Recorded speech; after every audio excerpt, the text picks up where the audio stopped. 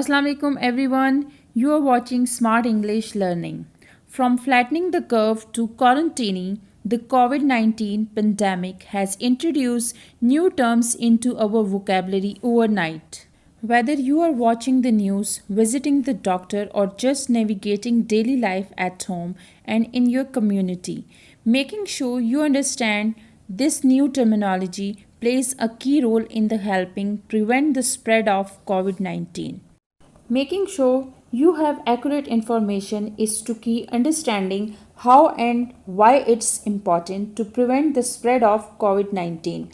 But that can be difficult when faced with the increasing amount of complicated terminology that has developed seemingly overnight around the coronavirus outbreak.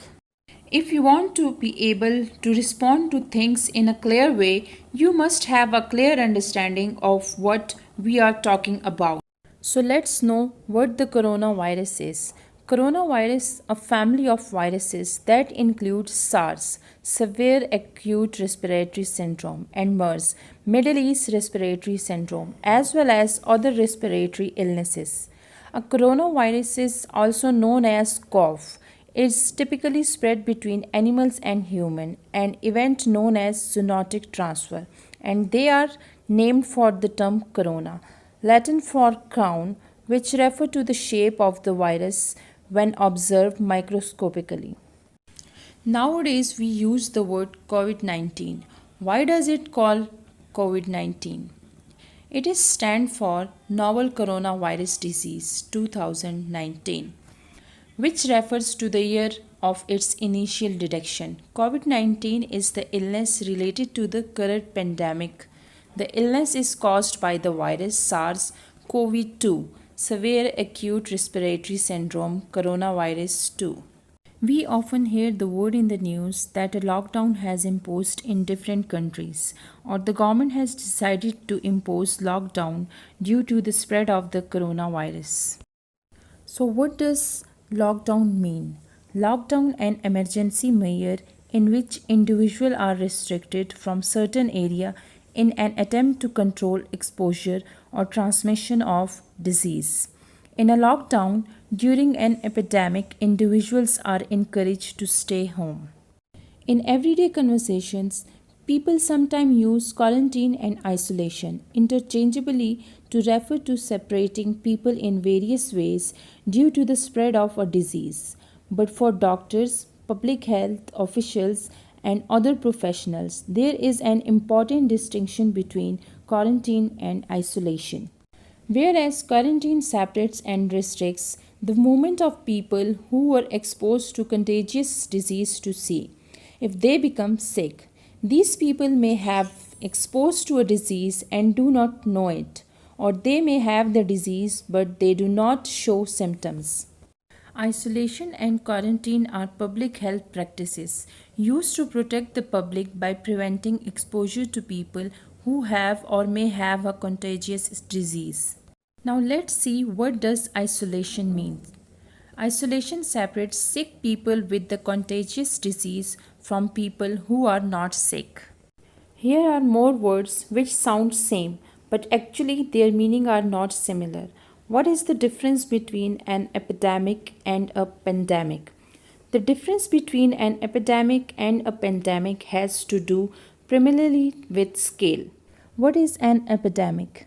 It is an occurrence of disease that is temporarily of high prevalence and that is confined to one region or one part of the world, such as single country. What is pandemic? It is an outbreak of infectious disease that occurs over a wide geographical area and that is of high prevalence, generally affected a significant proportion of the world's population, usually over the course of several months. A pandemic arises from an epidemic. During the coronavirus break, you may have heard that hospital and healthcare providers have faced a shortage of respirators and ventilators, two critical tools in fighting the infection. Now, many of us know that both respirators and ventilators deal with breathing in some way, but may be confused about the difference between them. Are they both just face masks? Are respirator and ventilators synonyms? Can they be used interchangeably? A respirator is used to protect a person who is working in an area with chemical or perhaps germ, while a ventilator is for patients to providing breathing assistance to patients for whom providing oxygen is not enough. The scary thought here is that one person could need to be on a ventilator for weeks. A shortage of ventilator is expected in the coming days as more people are admitted to the hospital needing breathing assistance in intensive care unit. So I think tough decision will be need to be made about who lives and who dies. Next word is social distance. Social distancing, also called physical distancing, means keeping a safe space between yourself and other people who are not from your household.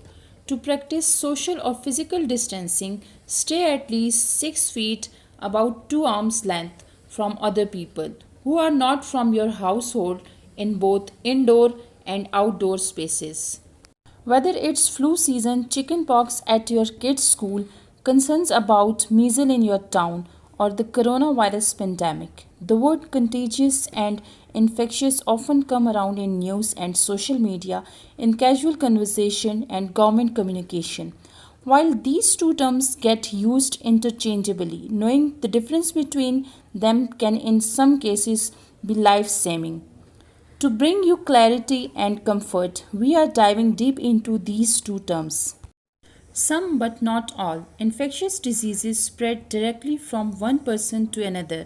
Infectious diseases that spread from person to person are said to be contagious. Some infections spread to the people from an animal or insect, but are not contagious from another human. I hope after watching this video, you will make these words a part of your conversation whenever you talk about coronavirus. Thank you.